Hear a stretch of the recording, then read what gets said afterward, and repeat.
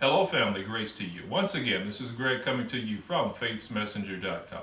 The title of today's message is Laboring to Enter God's Rest. Laboring to enter God's rest.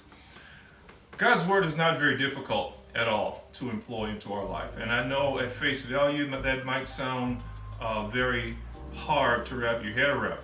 And the reason why it's hard to wrap your head around it is because you're trying to wrap your head around it. God's word was never meant for our heads. It was meant for our spirit. Jesus said that my words are spirit and they are life. He also said in another passage, in another place in the Bible, that my yoke is easy and my burden is light. When you receive God's word into your spirit, apart from what you may think, apart from your head, apart from your sense knowledge, you have entered into God's rest. In some ways, some may say, well, exactly what does that rest look like? Well, I think God gave me an analogy that I'd like to share with you.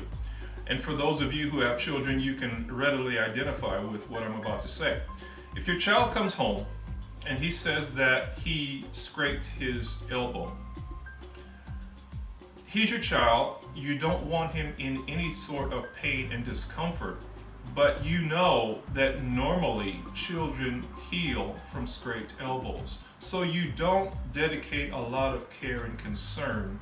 Mentally, it doesn't tax you. You're probably not going to spend the night up staring at the ceiling because your child has a scraped elbow.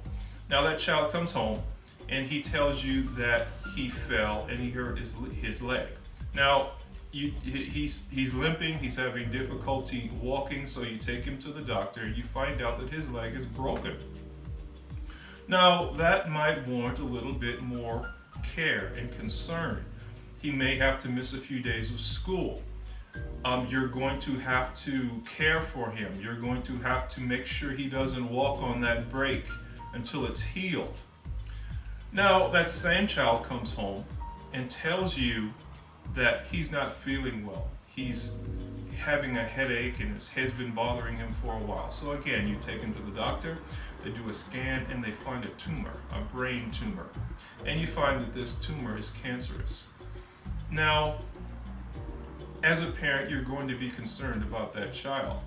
But I want you to note the degree of taxation, the degree of worry between the scraped elbow and the brain tumor. There are distinct differences between the two, and for most parents, that brain tumor is good. You may stay up all night staring at the ceiling if you find out that your child has a brain tumor.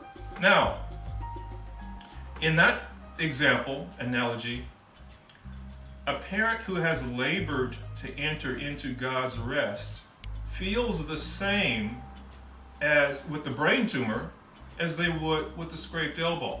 And the reason is because they have labored, they have meditated in God's word, they've spent time studying the healing scriptures. They may know firsthand the healing power of God. So they know that by Jesus' stripes, their child is healed.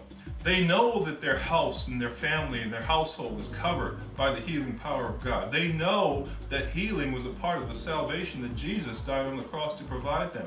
So knowing that and having that lodged in your spirit, taking the time to labor in that area, it doesn't move you because your child is healed. The same healing that is in the body that's going to heal that scraped elbow, God is the source of that healing. God is the source of all healing. So if it worked regarding the scraped elbow, it'll work regarding the brain tumor. Now, with cancers and things like that, we understand that the body is not capable of healing itself, and that's okay, because even if the body can't heal itself, the source of healing can come in and intervene and cause a healing to take place in that body.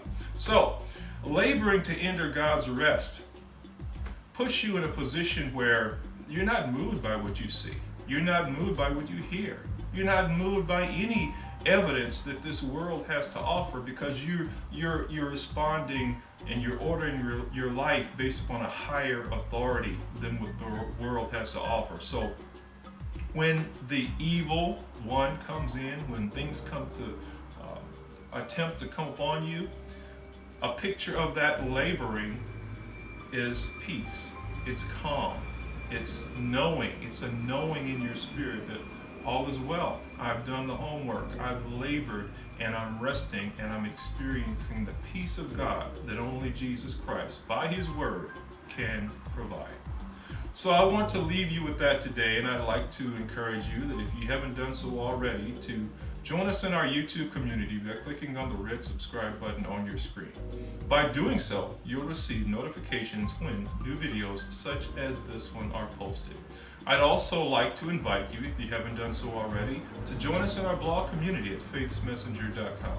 Now at Faiths Messenger, we have over 550 individual blog messages on the blog which address a myriad of different topics. Now these are real-life, relevant, everyday topics that each and every one of us can relate to. So once again, that address is FaithsMessenger.com.